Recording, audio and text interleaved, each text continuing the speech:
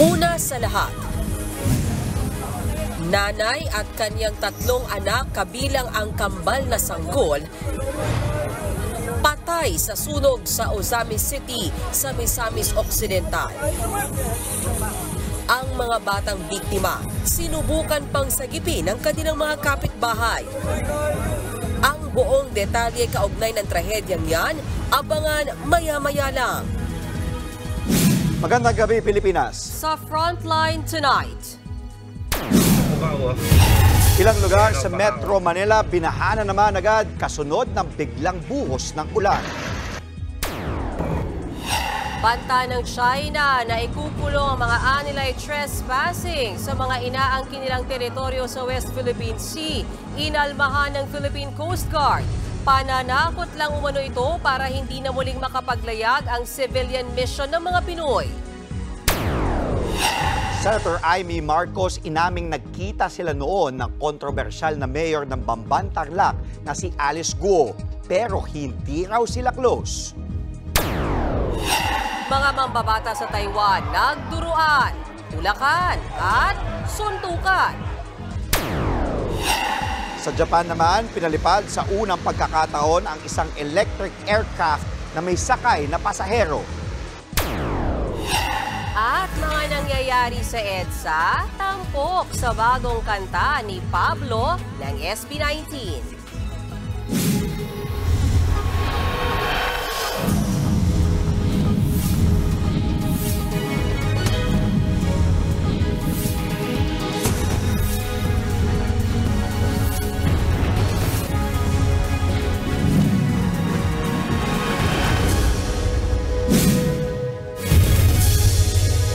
Patay sa sunog ang isang nanay at 3 niyang anak, kabilang ang kanyang kambal na sanggol sa Ozamis City, Misamis Occidental. Posible umanong nagsimula ang apoy sa electric fan na nasa kwarto kung saan natutulog ang mga biktima. Nasa frontline ng balitang yan si Elaine Fulgencio. Kalunos-lunos ang sinapit ng sanggol na ito at ng kanyang nakatatandang kapatid na babae sa Ozamis, Misamis Occidental. Pinagtulungan silang mailabas mula sa nasunog nilang bahay nitong Miyerkules ng hapon. Sinubukan pa silang i-revive ng ilang residente pero binawian din ng buhay ang magkapatid. Bukod sa kanilang dalawa, namatay din ang kakambal ng sanggol at ang kanilang ina. Kinilalang nasawing ina ng mga bata na si Divina Gracia Godis, 25 anyos. Ang kambal na sanggol naman ay sina Frances at Margaret Godis, habang ang 5 taong gulang nilang ate ay si Nina Zaira Guzelan. Ayon sa Ozamis Fire Station, mahimbing na natutulog ang mag-iina sa ikalawang palapag ng bahay nang bigla umanong sumiklab ang apoy. Natrap sa sunog ang ginang at 3 niyang mga anak. Maswerte namang nailigtas ang 2 nangungupahan din sa bahay. Hinala ng mga otoridad, nagsimula ang sunog sa electric fan na nasa kwarto ng mga biktima. Yung simple electric fan lang talaga na parang hindi yata iyan dumadaan sa mga quality control. Siguro matagal na ginamit nila dahil sa init. Inabot ng mahigit 1 oras ang pag-apula sa sunog. Aabot sa higit 300,000 piso ang halaga ng pinsala. Nagbabalita mula sa frontline, Elaine Fulgencio, News 5. Binaha na naman agad ang ilang bahagi ng Metro Manila nang biglang bumuhos kanina ang malakas na ulan. Nasa frontline ng balitang yan, si Rainiel Pawit. Bumaha agad sa bahaging ito ng Mother Ignacia Avenue sa Quezon City bunsod ng malakas na pag-ulan kaninang hapon. Ang truck nga na ito napa-U-turn para umiwas sa binahang kalsada. Bumagal din ang usad ng iba pang sasakyan. Ayan o, baha o. Binaha rin ang kahabaang ito ng Benitez Street sa Cubao. Stranded tuloy ang ilang commuter. Sa kuha namang ito, halos hindi na makita ang paligid sa lakas ng ulan. Bumuhos din ang malakas na ulan sa kahabaang ito ng EDSA Cubao. Naging maulan din sa Pasig. Sa videong ito makikitang umakyat na sa mga silya ang mga nasa Meralco grounds dahil sa biglang pagbaha. Sa lakas ng ulan at hangin natumba rin ng ilang tent.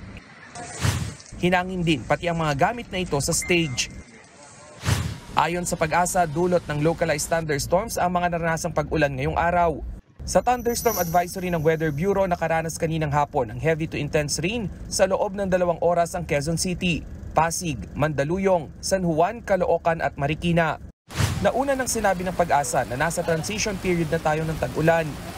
Kapag ganitong panahon po tayo, so kapag transition period po tayo papunta sa tag-ulan, ay mataas po talaga ang chance ng mga thunderstorm sa hapon at sa gabi. Nagbabalita mula sa Frontline, Rainiel Pawid, News 5. Bawal munang umuwi ang mga residenteng nakatira malapit sa gumuhong bahagi ng Minahan sa mainit Surigao del Norte. Mahigit 20 bahay ang natabunan ng mudslide noong Sabado. Nananatili pa rin sa mga evacuation center ang higit 300 pamilya. Patuloy pa ang assessment ng lokal na pamahalaan kung saan hanggang saan ang ituturing na danger zone o delikado ng tirhan. Base sa pagpupulong ng Surigao del Norte LGU at ng mining company na Greenstone Resources Corporation na pagkasunduang ililipat na sa mas ligtas na lugar ang mga apektadong residente. Nangako naman ng mining company na sasagutin ang gasto sa relokasyon. Nagkakaroon pa sila ng parang detailed evaluation kung ano ba talaga yung pinaka-safe distance. Kasi po, if the findings will show na kailangan talaga the whole barangay will be relocated, then wala tayong magagawa, i-relocate talaga. Depende po yun kung anong magiging result ng technical assessment tsaka evaluation ng Mines and Geosciences Bureau po.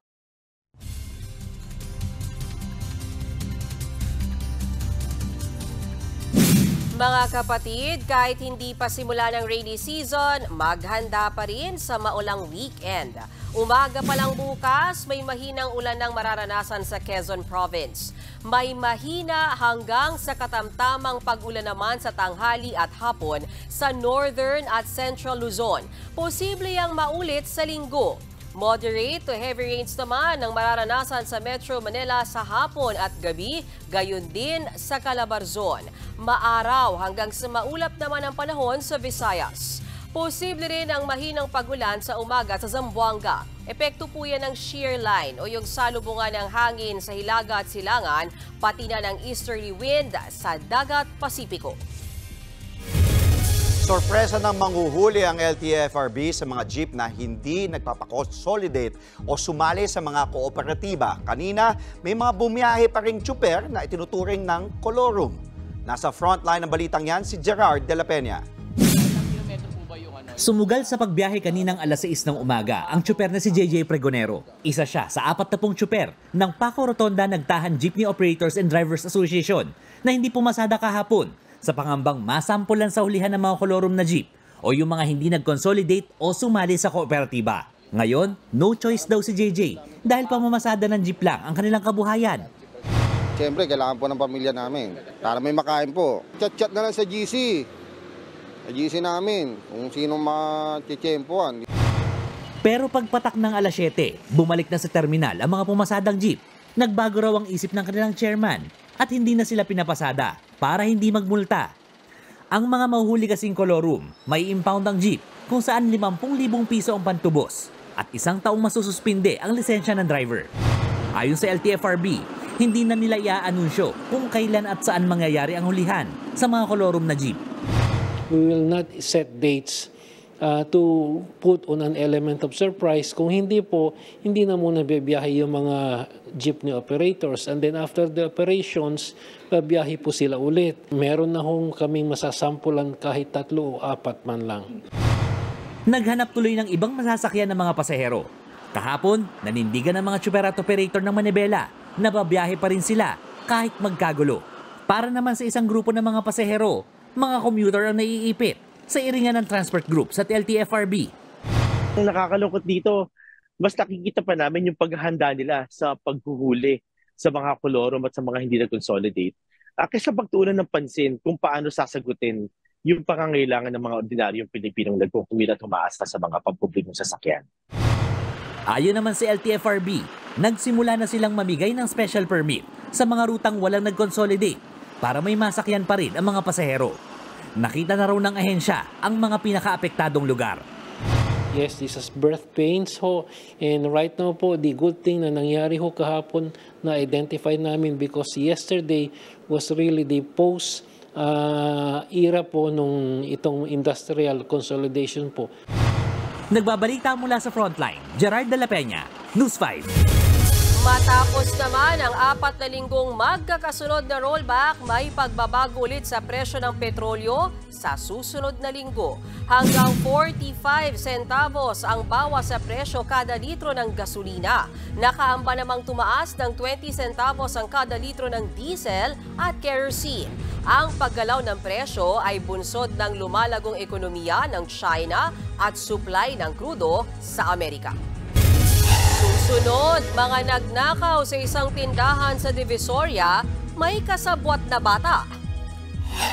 Fetus natagpuan sa CR ng isang kolehiyo sa Daraga, Albay. At mga larawang kasama ni Bamban Mayor Alice Guo, sina Pangulong Bongbong Marcos, Senator Aini at iba pang opisyal lumutang online. Magbabalik pa ang Frontline tonight.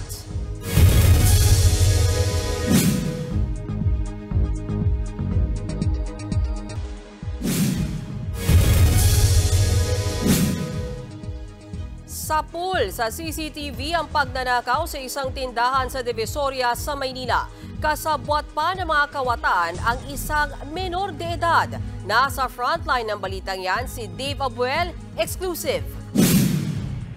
Magkakasama ang dalawang babae at isang dalagitang ito nang masapul sa CCTV sa isang tindahan sa Divisoria sa Maynila noong linggo. Nagsabi sila sa tindero na bibili ng itlog pero may iba pala silang pakay. Habang abala sa pagkukwenta ang tindero, makikitang kinalabit ng babaeng nakasombrero ang kasamang dalagita. Habang nakatalikod, kinuha ng babaeng nakaitim ang bag, saka iniabot sa dalagita. Ilang saglit pa, kinalabit ulit ng babaeng nakasombrero ang dalagita. Tila senyas para itakbo na nito ang bag. Umalis din kalaunan ng dalawang babae na hindi naman bumili ng itlog. Ayon sa anak ng biktima, huli na nang mapansin ng kanyang ama na nawawala ang kanyang bag. Check niya yung cellphone niya.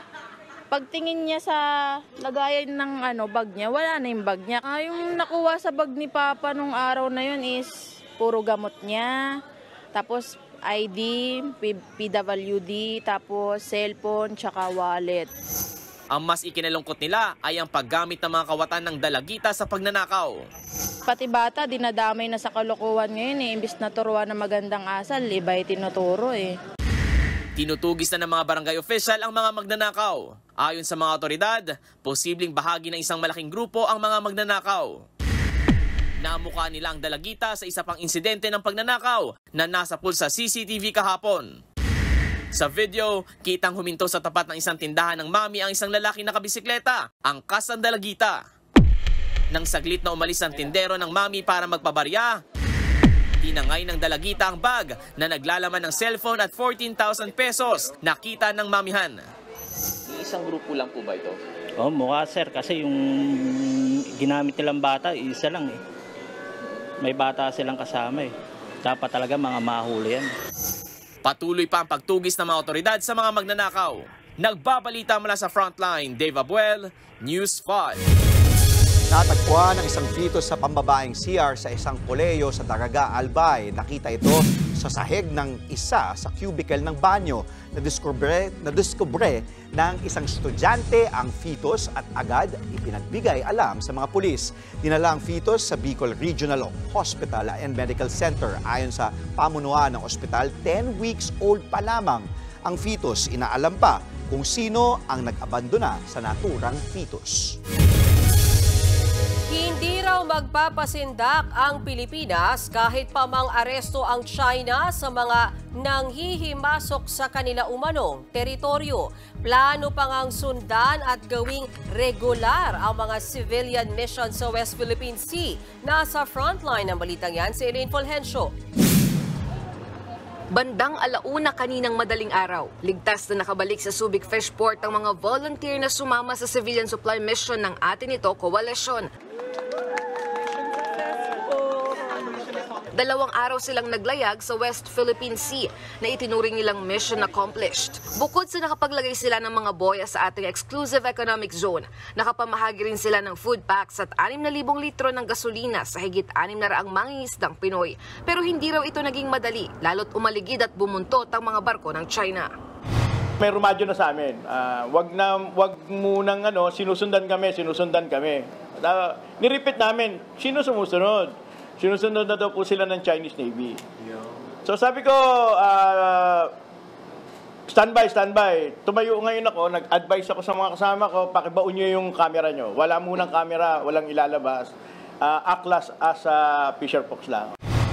Sa kabila niyan, target ng atin ito coalition na masundan pa ang naturang misyon. Dapat regular at nagiging normal na nakakapunta ang mga ordinaryong mamamayan sa ating sariling karagatan sa West Philippine Sea. Tuloy-tuloy po tayo sa ating paninindigan dahil nakita po natin lalo pa yung ginagawa ng China, lalo na sa ating mga mangingisda. Kaya mas malakas ang ating paninindigan, sama-sama, tuloy po ang ating laban. Sa gitna nito, nagbabala naman ang China. Nahuhulihin nilang mga dayuhang manghihimasok sa kanila umanong teritoryo sa South China Sea. Sa isang ulat ng South China Morning Post, inatasan ng China ang kanilang Coast Guard na ikulong ang mga anilay trespasser kahit walang paglilitis. Hanggang 2 buwan daw pwedeng makulong ang mga mahuhuli. Ipapatupad daw nila ito simula sa Hunyo. Kinumpirma ito ng Chinese Embassy sa Maynila. Hindi pa naman malinaw kung anong bahagi ng South China Sea ito ipatutupad. Pero isang panatag shoal sa mga inaangkin ng China kahit pasok ito sa Exclusive Economic Zone ng Pilipinas. Kaya para sa Philippine Coast Guard, malinaw na iligal ang bagong patakaran ng China. The mere fact that they claim full sovereignty over our own exclusive economic zone at ang gina-justify lang naman nila is yung imaginary 9-dash line nila. Giit pa ng ating Coast Guard na nanakot lang ang China. Malabo raw manghuli ng mga dayuhan dahil siguradong papalag ang international community, partikular ang iba pang claimants sa South China Sea. Definitely, it's not just the Philippines that will be affected on this kind of domestic law na ginawa nila. What about the Vietnamese, the Malaysian, the Indonesian, no? Para naman sa security expert na si Dr. Chester Cabalza, kailangan itong iprotesta agad ng gobyerno ng Pilipinas sa International Court. If they keep on pushing on this new law, they will have to struggle with the people power of the Filipinos, and they might see another channelment incident at sea, this time in the West Philippine Sea. So I think they have to rethink of this new law because this is contrary to the international law and to the 2016 Hague ruling. Nagbabalita mula sa Frontline, Elaine Fulgencio, News 5. May mga naglutang ang litrato si Bamban Tarlac Mayor Alice Guo kasama sina Pangulong Bongbong Marcos, Defense Secretary Gibo Teodoro at maging si Senator Amy Marcos. Inamin naman yan ng senadora pero hindi raw sila close. Nasa frontline ng balitang yan si Ria Fernandez Obina. Sino ba talaga si Bamban Tarlac Mayor Alice Guo na iniuugnay sa Pogo at sa China? Kung sina Pangulong Bongbong Marcos at Defense Secretary Gilbert Teodoro ang tatanungin, hindi raw nila kilala si Guo. Kilala ko lahat ng mga tiga-Tarlac na politiko eh. Walang may kilala sa kanya. Sa gitna ng pagsasabi nilang di nila kilala si Mayor Guo, naglutangan naman online ang mga litrato ni na PBBM at Teodoro kasama ang kontrobersyal na alkalde. Sa isa pang video noong Pebrero, dumalo si Mayor Guo ng inspeksyonin ng Pangulo ang New Clark City Access Road. Samantala, minsan ding nakasama ng alkalde ang ate ni PBBM na si Senator Amy Marcos. Namigay pa sila noon ng regalo sa mga bata. Sa isang text message sa News 5, hindi naman itinanggi ng senadora na dati na silang nagkita ni Mayor Guo nang sumama siya sa event ng DSWD. Pero hindi raw sila close ng alkalde. May 7 ang humarap si Guo sa Senado upang magpaliwanag sa umano'y koneksyon nito sa Pogo operation sa Tarlac. Ayon kay Secretary Teodoro, maraming katanungan ang dapat na masagot. Kabilang dyan ay kung paano nakapasok sa bansa ang mga aktibidad ng mga sindikatong Chinese. Ito yung matinding katotohanan na dapat nating bantayan. So, ang key dito ay local governance din. Doon sa Bamban, imposibleng ganun kalaki na 32 buildings na establishment na napakalaki na mangyayari ang mga illegal na gawain na walang nagtatanong. Yan ang mga dapat sagutin. Wala pang bagong tugon ng palasyo tungkol sa viral na litrato ni na PBBM at Guo. Pero nauna nang giniit ng Pangulo na dapat imbestigahan ng alkalde ng Bamban. Sang-ayon dyan si Senate President Mig Zubiri. Maging siya, naaalarma raw sa totoong pagkatao ni Mayor Guo. Nakakabahala raw na baka balang araw, mga kalaban na pala ang nagpapatakbo ng gobyerno ng Pilipinas. Baka hindi na natin alam, mga mayors, governors, congressmen, baka senador ay kung napanood yung pelikula Manchurian Candidate, Manchurian, kung saan ay ano pala sila, planted assets. So we have to be very careful. Ang mga mambabatas naman sa Kamara, bukas sa plano ng Office of the Solicitor General na maghain ng quo warranto case para malaman kung may karapatan bang humawak ng posisyon sa pamahalaan si Mayor Alice Guo. Nagbabalita mula sa Frontline, Ria Fernandez, Obina, News 5. Susunod, mga mambabata sa Taiwan nagkasakitan sa gitna ng sesyon. Electric aircraft sa Japan, kayang paliparin ng kahit sino. At what's wrong with Secretary Kim na pinagbibidahan ni Kim Chu at Paulo Avellino extended hanggang weekend? Tutok lang mga kapatid dito sa Frontline Tonight.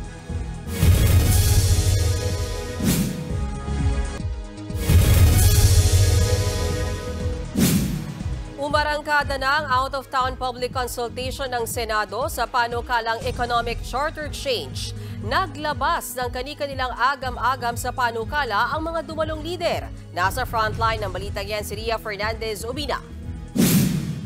Sa Baguio City, ginawa ang unang bahagi ng out-of-town public consultation sa panukalang economic charter change ngayong araw. Matapos yan ang 6 na serye ng pagdinig sa loob ng Senado. Dinaluhan ito ng ilang politiko at industry leaders mula sa norte na pawang naghayag ng kani-kanilang suporta sa Senate Resolution of both Houses No. 6. Pero binigyang diin nila na dapat pabor ito sa interes ng bansa.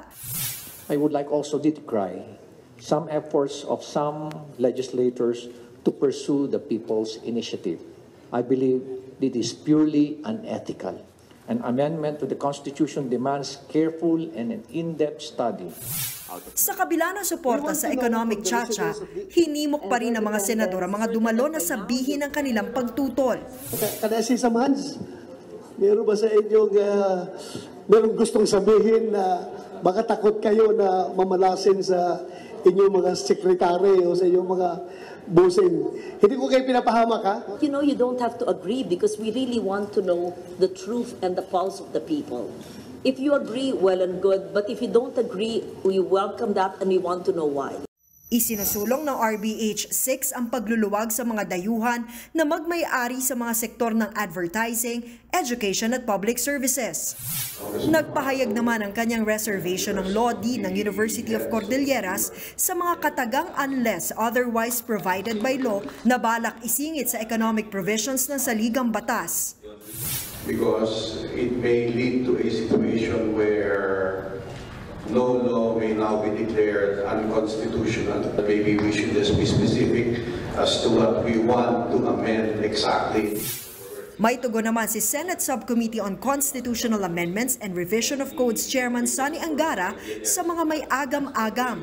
Yung reservations nila actually can be addressed in legislation, hindi sa level ng Constitution. Kasi yung Constitution nga is very general eh. Hindi naman yun yung solusyon sa lahat ng problema. Aminado si Senate President Mig Zubiri na hindi pa tanggap ng mayorya ng Pilipino ang pag-amyenda sa saligang batas. Kaya hindi ito dapat madaliin. We have to take it to the public. Talagang kailangan talaga namin dalhin dito sa publiko kasi hindi nila, marami po karamihan, hindi po na nila naiintindihan yung benefits nitong mga provisions na ito na gusto po natin amendahan. Ano naman kaya ang pulso ng mga kapwa niya senador? Right now, medyo out of, we need 18 votes. Right now, sa tingin ko kulang pa kami ng 2. So, kailangan talaga kausapin natin yung mga medyo natatakot dito sa mga provision na ito. At hindi lang amang yun, pag na-hurdle natin ito, kailangan din natin kumbinsihin ang taong bayan. Sa susunod na linggo, ang huling 2 pagdinig sa Cebu at Cagayan de Oro bago ang session break. Target mailabas ang subcommittee report pagkatapos ng State of the Nation address ng Pangulo sa Hulyo. Nagbabalita mula sa Frontline, Ria Fernandez, Obina, News 5.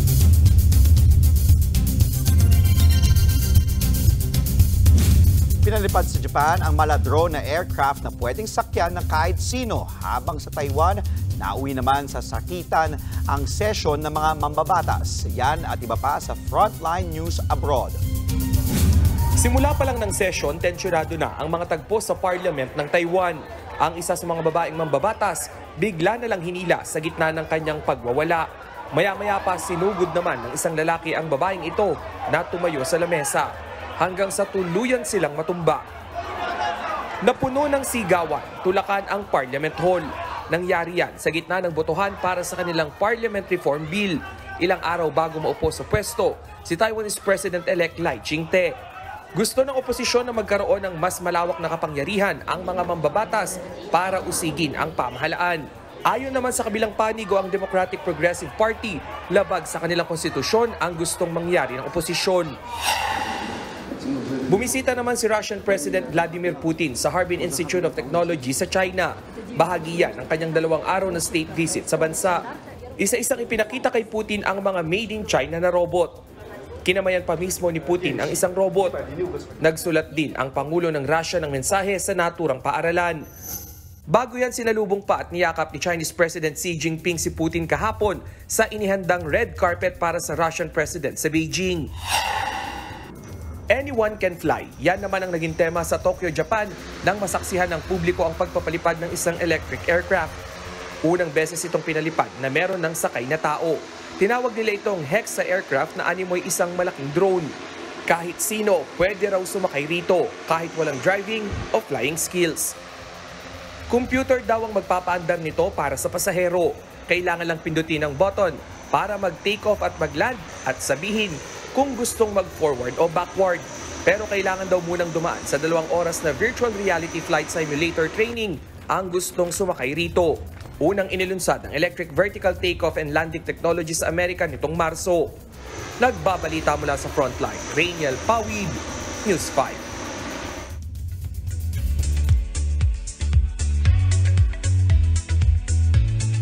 Showbiz tonight na tayo. Magpapakilig na rin hanggang weekend sina Kim Chiu at Paolo Avellino sa kanilang serye na What's Wrong with Secretary Kim. Yan at iba pa sa report ni MJ Marfori. My imperfections. We're serving 7 days na kilig with Kim Pao. Dahil bukod sa kanilang linlang teleserye Weeknights, mapapanood na rin sa TV5 sina Kim Chiu at Paolo Avellino every weekend. Para yan sa kanilang Philippine adaptation series ng What's Wrong with Secretary Kim.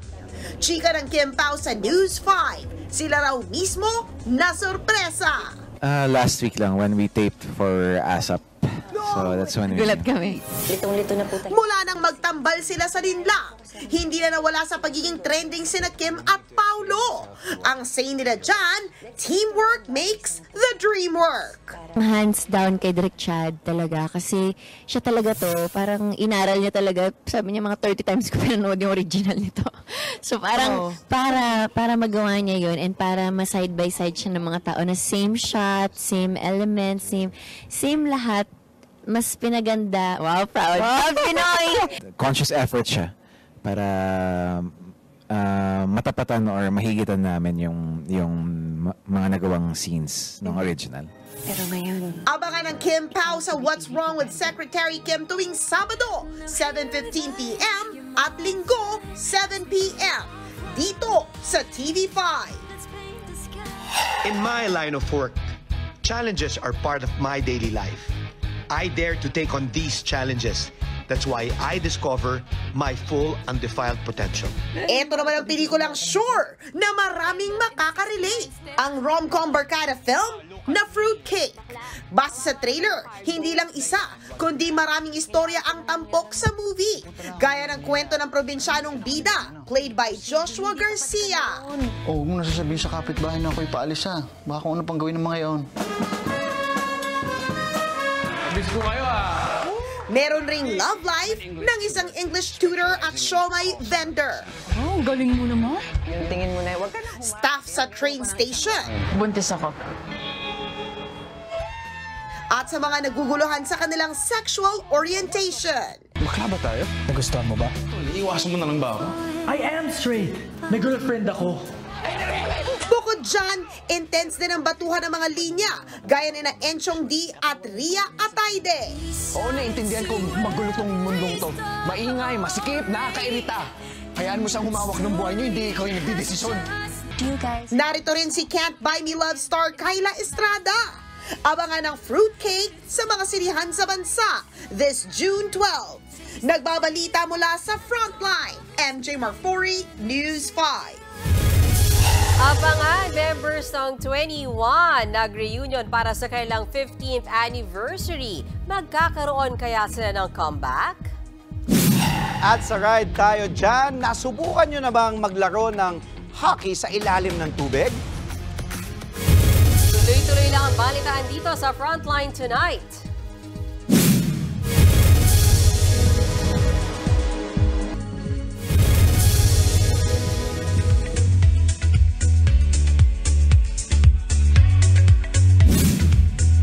Sound trip ba kamo sa EDSA? May bagong kanta dyan si SB19 member Pablo.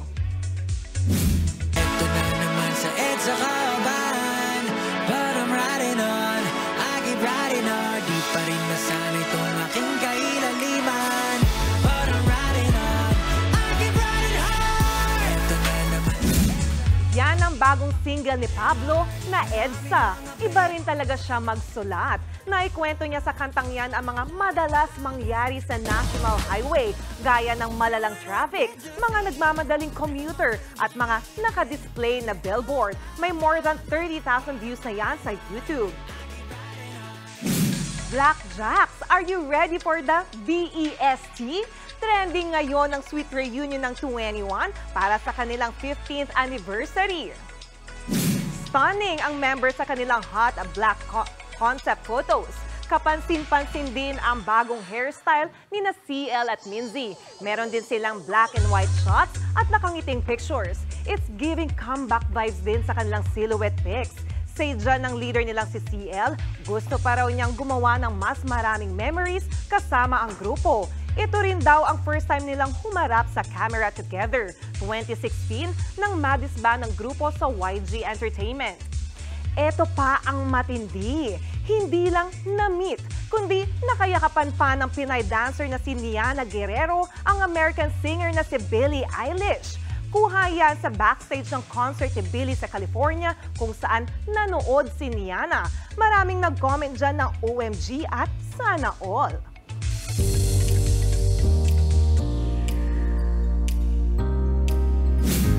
Eto, Mean, Andre, bago matapos ang tag-init, may nasubukan na akong kakaibang trip sa Pasig. Pwede ka nang magbabad sa swimming pool, pwede ka pang makapaglaro ng hockey. Kahit alam ko sa sarili kong hindi ko kaya yan. Aminin na natin, di ba? Huwag tayo magbangga. At least aminado.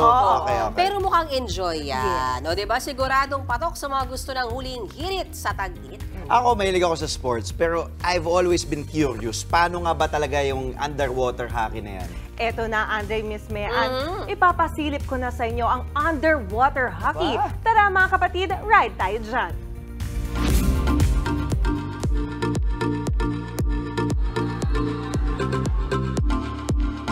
Ngayong vacation season, talagang masarap magbabad sa swimming pool. But why not make it more fun and exciting? Halina't subukan ang underwater hockey.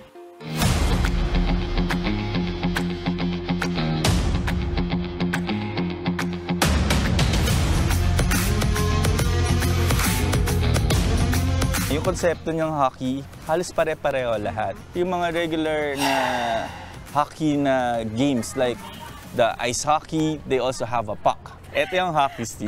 Ideal na measurement is not exceeding 1 foot or 12 inches. Ilang minutes ba to? Tsaka ilang players ang kailangan sa isang team? Okay. Ang regular 6x6 na game, consisted of 2 parts. 15 minutes yung first half, and then 3-minute na break, and then another 15 minutes to complete the entire underwater hockey game.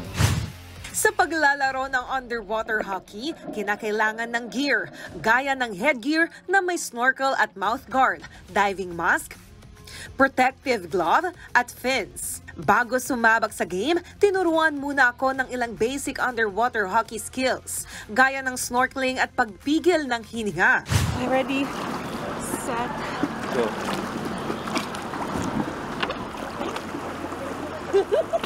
Good! Good! Ganon! Ganon na! Diving at paglangoy sa ilalim.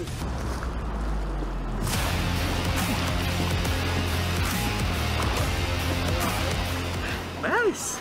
Pero di ko siya detach. Malayo pa ba ako? Hindi. Kadikit ka lang ako eh. At syempre, ang pagsapul sa puck o yung itim na disc na ginagamit sa larong hockey.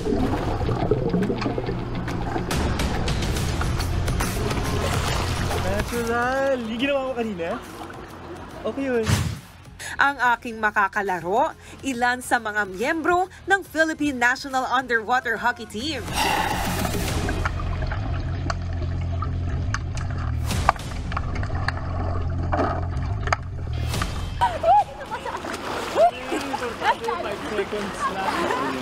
Okay na, good.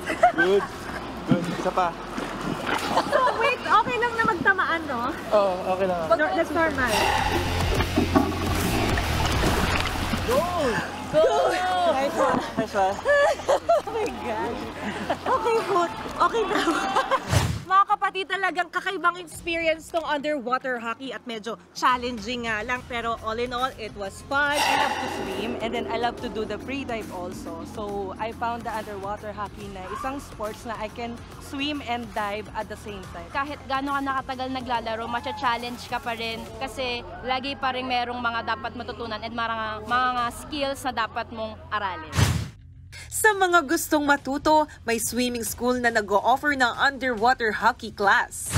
Kung ang hanap nyo ay kakaibang sport na masusubukan, aba, swak na swak ang underwater hockey, lalo na't kasama ang buong barkada. Mga kapatid, samahan nyo ulit ako sa susunod nating adventure dito sa Ride Tayo Dyan!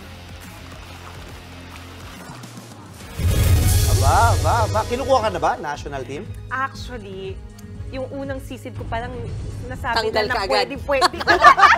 Kala ko tanggal agad. Hindi, joke lang. Pero ano yung natutunan mo, pinaka nagustuhan mo sa underwater hockey? Pinakauna, nagustuhan ko talaga, yung hinayaan lang nila ako makatira dun sa ilalim. One-man team eh. Pero alam mo, like yung kayo nang pinag-usapan natin, parang hirap nung di ka humihinga sa malalim. Kasi di ba iba yung swim eh. Alam mo, lagi kang lulutang para huminga. Pero yung nasa ilalim kayo, yun yung challenge, no? Kaya nga, di ba, pag every time na magsuswim, kahit yung mga professional, may mga warm-up yan para mag-adjust yung breathing, yung lungs mo, may mga warm-up yan. Abangan ko isusunod mong ride tayo. Therefore, conclude talaga namin kaya ni Ann. Kaya yan. Okay na kami dito. May class. May class. Pwede. Talaga ba? Sige. Bako. At yan po ang 45 minuto ng paghimay sa mahalagang headlines. Balitaan at diskusyon para sa paghubog ng matalinong opinyon. Kami ang inyong kasangga sa pagbabalita. Sa ngalan ni Ed Lengao, ako po si Andre Felix. At ako naman po si Bean Los Baños kasama si Johnny Alipon. Hanggang sa Lunes mga kapatid, magandang gabi po.